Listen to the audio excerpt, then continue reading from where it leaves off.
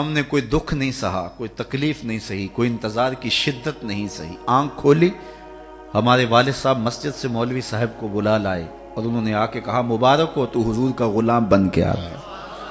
شاہوں سے ملا ہے نہ تونگر سے ملا ہے، اللہ کا عرفان اسی در سے ملا ہے۔ اوروں کو ملا ہے تو مقدر سے ملا ہے، مجھ کو تو مقدر بھی تیرے در سے ملا ہے۔ میرے والد گرامی ایک شعر پڑھا کرتے تھے، آج بڑی دیر کے بعد میں آپ کے سامنے رکھنا چاہ رہا ہوں۔ محمد جانے جانا ہے، پیغمبر ہو تو ایسا ہو۔ محمد جانے جانا ہے، پیغمبر ہو تو ایسا ہو۔ رسولوں کی بشارت سے مبشر ہو تو ایسا ہو۔ امر توقیر کا سب کو موکر ہو تو ایسا ہو۔ کیا ہم کو غلام ان کا مقدر ہو تو ایسا ہو۔ یہ میری اور آپ کی خوش بختی کہ ہم حضور کے غلام ٹھہرے۔ ساری زندگی اس پر شکریہ ادا کرتے رہیں، حق کے شکر ادا نہ ہو۔ تو ایک رات کا محفل میلاد کیا، ساری زندگی حضور کے نام پہ گزار دیں کہ یہ سعادت ہمارے حصے میں آئی کہ ہم حضور کے غلام ٹھہرے، حضور کی امتی ٹھہرے۔ اور پھر حضور اگر تشریف نہ لاتے، خدا شناسی تو بہت بڑی دولت ہے، ہم خود شناس بھی نہ ہوتے۔ خدا شناسی تو بڑی دولت ہے، ہمیں اپنے آپ سے آگاہی نہ ہوتی، اپنا تعارف نہ ہوتا کہ ہم کون ہیں۔ اور مجھے بتائیں کہ جس کو یہ بھی پتہ نہ ہو کہ میں کون ہوں، اس کے پلے ہوتا کیا ہے؟ اقبال نے کہا تھا اپنے من میں ڈوب کر پاجا سراغ زندگی، میرا نہیں بنتا تو نہ بن، اپنا تو بن۔ اور جو اپنا بھی نہ ہو اسے خبر کیا ہوتی ہے؟ اور انسان اپنا بھی نہیں تھا، اسے پتہ نہیں تھا کہ میں کون ہوں۔ 22ویں گریڈ کا افسر ہو اور درجہ چہارم کے ملازم کو سلوٹ کرتا پھرے، لوگ کیسے پتہ ہی نہیں میرا منصب کیا ہے۔ اشرف المخلوقات ہے، وَلَقَدْ كَرَّمْنَا بنی آدم کا تاج سر پہ رکھا ہے، اور حشرات الارض کو پوج رہا ہے، درختوں کو پوج رہا ہے، چلتی ہواؤں کو، بہتے پانیوں کو سجدہ ریز ہے۔ انسان کی تاریخ تو اتنی شرمناک ہے کہ یہ مچھلی پکڑنے کے لیے کانٹے کے ساتھ جو کیچوا لگایا جاتا ہے، یہ بھی کسی زمانے میں انسان کا معبود رہا ہے۔ بچھوؤں کو، سانپوں کو، حشرات الارض کو، تنکوں کو اور مچھلیوں کو اس نے اپنا معبود سمجھا، حشرات الارض کو اپنا معبود سمجھا، نباتات کو اپنا معبود سمجھا، مظاہر فطرت کو اپنا معبود سمجھا۔ اس نے اجرام فلکیہ کی پوجا پاٹ کی، اس نے اپنے ہاتھوں سے تراشیدہ بتوں کے چرنوں میں اپنی پیشانی کا تقدس پامال کیا۔ اسے پتہ ہی نہیں تھا کہ میں کون ہوں۔ یہ پوری کائنات تو انسان کی خدمت کے لیے بنائی گئی ہے نا۔ وَالَّذِي خَلَقَ لَكُم مَا فِي الْأَرْضِ جَمِيعًا، جو کچھ زمین میں انسان کے لیے بنایا گیا۔ یہ درخت اس لیے بنائے گئے تھے کہ اس کو چھاؤں فراہم کریں، اس کو پھل فراہم کریں، اس کو آکسیجن فراہم کریں اور اس کے ایندھن کے کام آئیں۔ یہ ان کو معبود سمجھ رہے۔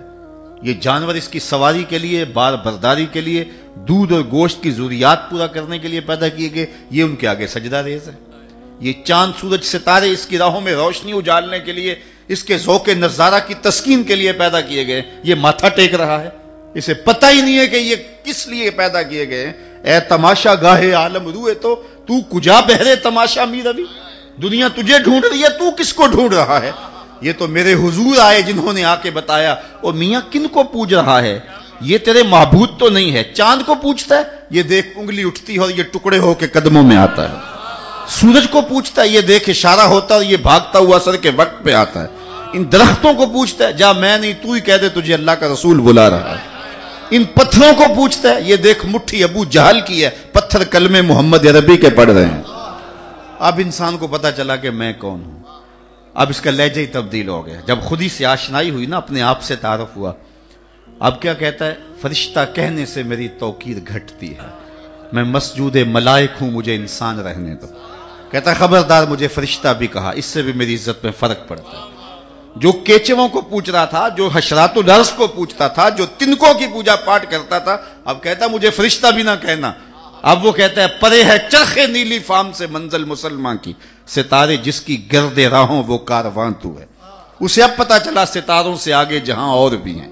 اسے اب سمجھ آئی کانپتا ہے دل تیرا، اندیشہ طوفان سے کیا، نا خدا تو، بحر تو، کشتی بھی تو، ساحل بھی تو، دیکھ آ کر کوچائے چاکے گریباں میں کبھی، کیس تو، لیلا بھی تو، صحرا بھی تو، محمل بھی تو، وائے ناکامی کہ تو محتاج ساکی ہو گیا، میں بھی تو، مینا بھی تو، مستی بھی تو، حاصل بھی تو، آہ کس کی جستجو آوارہ رکھتی ہے تجھے، راہ تو، رہرو بھی تو، رہبر بھی تو، منزل بھی تو، بے خبر تو جوہر آئینہ ایام ہے، تو زمانے میں خدا کا آخری پیغام۔ اسے اب سمجھ آئی کہ میں کون ہوں اور کہاں کھڑا ہوں، اور اپنی ذات سے تعارف ہوا۔ اور جب تک حضور کا در نہیں ملا تھا اندھیرے میں رہا، ظلمت میں رہا، اور جنہیں میرے حضور کا در نہیں ملا وہ آج بھی اندھیرے میں، آج بھی ظلمت میں۔ یہ بالکل آپ کی ہمسائیگی میں انڈیا بستا ہے، پی ایچ ڈی ڈاکٹر ہے اور بت کے آگے ہاتھ جوڑے کھڑا ہے۔ اس کا علم نہیں بتا رہا کہ اپنے بدن پہ بیٹھی مکھی تو اڑا نہ سکے، میری ضروریات کا کفیل کیسے ہو سکتا ہے، لیکن ہاتھ جوڑے کھڑا ہے۔ علم کی اتھارٹی ہے لیکن ہاتھ جوڑے کھڑا ہے۔ M B B S doctor ہے اور گائے کے پیشاب کو تبرک سمجھ رہا ہے۔ اسے یہ سمجھ نہیں آ رہی کہ اس میں کتنا تعفن ہے، اس کی طبع میں کوئی نفاست نہیں ہے کہ اس کے پیشاب کو تبرک سمجھ رہا ہے۔ دوسری جانب میں نے اپنی مسجد کی ٹوٹیوں پہ ایک 7 سال کے بچے کو دیکھا جو اپنے پانچے کو مل مل کے دھو رہا تھا۔ جھڑکنے کے لہجے میں کہا کہ تو نے اتنا زیادہ پانی کھولا ہوا ہے؟ تو وہ لجاجت بھرے لہجے میں جواب دیتا ہے کہ حضرت میں گلی سے گزر رہا تھا، کسی جانور کے پیشاب کا چھینٹا میرے پانچے پہ گر گیا۔ وہ درس نظامی پڑھا ہوا نہیں تھا کہ اس نے نجاست خلیفہ غلیظہ و خفیفہ کے احکام پڑھے، وہ پہلی دوسری کلاس کا طالب علم۔ میں سوچ میں پڑ گیا کہ اس ڈاکٹر کو تو سمجھ نہیں آئی، اس 7 سال کے بچے کو سمجھ آ گئی۔ تو اندر سے جواب آیا، وہ ہے ڈاکٹر لیکن اس کے ہاتھ میں دامن میرے حضور کا نہیں ہے، اور یہ ہے بچہ ماں نے گڑتی میں پیاری حضور کا دیا ہے، اس لیے تقدس روح تک اتر گیا ہے۔ اگر زندگی چاہیے، روشنی چاہیے، اجالا چاہیے، نور چاہیے، ہدایت چاہیے تو وہ ایک ہی دہلیز سے ملے گی، وہ دہلیز آمنہ کے لال کی دہلیز۔ تو ساری زندگی بھی شکر ادا کرتے رہیں، حق کے شکر ادا نہ ہو، چونکہ زندگی کا سارا حسن تو اسی دہلیز سے ملتا ہے۔ مجھے بتائیے کہ جب حضور تشریف نہیں لائے تھے تو بتوں کی بے بسی کا انہیں علم نہیں تھا، لیکن وہ پردہ ہٹ ہی نہیں رہا تھا، اور جب حضور تشریف لائے تو پھر بے بسی ان کی کھلنے لگی۔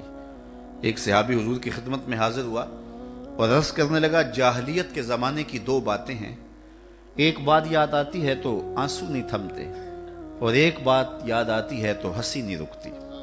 کہا وہ کون سی 2 باتیں ہیں؟ کہا وہ بات، جو بات یاد آئے تو میری ہنسی نہیں تھمتی، وہ یہ ہے کہ میں ایک لمبے سفر پہ جانا تھا، تو یہ سفری معبود اور بت بھی ساتھ رکھتے تھے، تو میں نے سامان میں بت باندھ لیا تو وزن بھاری ہو گیا، تو میں نے سوچا کہ پہلے ہی میرے پاس سامان زیادہ ہے تو میں اپنے خدا کا بوجھ بھی ساتھ اٹھاؤں، تو میں نے کہا کوئی ہلکا پھلکا معبود ہونا چاہیے، تو میں نے آٹا گوندھ کر کے اس میں شہد ملایا، یا ستو گوندھ کر کے اس میں شہد ملایا، تو میں نے ایک ہلکا سا بت بنایا، پھر اس کو دھوپ میں رکھ کے خشک بھی کر لیا اور اپنے سامان میں رکھ لیا، اور راستے میں پوجا پاٹ بھی چلتی رہی۔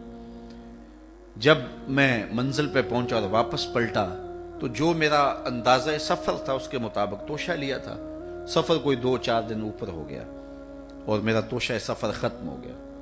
تو 1-8 دن تو میں نے بھوک کاٹی، لیکن جب بھوک کی شدت ہوئی اور میرے پاس کھانے کے لیے کچھ نہیں تھا تو مجبور ہو کر میں نے تھیلے میں ہاتھ ڈالا اور اپنے معبود کو ہی نکالا اور پتھر پہ رکھ کے توڑا، اور پھر اس کے اندر پانی ڈال کر اس کو گوندا، پھر اس کی روٹی پکائی، پھر کھاتے ہوئے کہا میرے خدا اب کام نہیں آئے گا تو کب آئے گا، اب تو بھوک سے میری جان بھی نکل رہی ہے۔ آج اس بت کی بے بسی مجھے یاد آتی ہے تو میری ہنسی نہیں تھمتی۔ کتنا بے بس معبود تھا جو اپنے پجاری سے اپنا وجود بھی نہیں بچا سکتا تھا، وہ یہ بھی گزارش نہیں کر سکتا تھا کہ میری پوجا پاٹ کرنے والے آج میرے بدن کو توڑ رہا ہے اور دانتوں تلے چبا رہا ہے اور پھر اپنے معدے میں ڈالے گا، پھر گندگی کے ڈھیر پہ پھینک آئے گا، جو اپنی دکھ بھری داستان بھی بیان نہیں کر سکتا، وہ میرا معبود تھا۔ آج اس بت کی بے بسی مجھے یاد آتی ہے تو میری ہنسی نہیں تھمتی، اور جو چیز مجھے تڑپا دیتی ہے وہ یہ ہے کہ میں اپنی بیوی کو حاملہ چھوڑ کے گیا ایک سفر پہ، اور وہ میرا سفر بہت لمبا تھا، کئی سالوں کے بعد واپس پلٹا تو میرے گھر کے آنگن میں بیٹی کھیل رہی تھی، اور میری بیوی نے اس ڈر سے کہ یہ بیٹی کو زندہ درگور کر دے گا، بیٹی کی توتلی زبان پر میرے لیے محبت کے خوبصورت جملے رکھ دیے۔ عربوں سے گفتگو آپ کریں تو ان کے لہجے میں اتنی مٹھاس ہوتی ہے کہ ان کے جملے دل کو چیر دیتے ہیں۔ اللہ نے نطق کا جو نور اہل عرب کو دیا ہے وہ دنیا کی کسی زبان کو نہیں دیا۔ اقبال نے کہا نا، شکوہ ترکمانی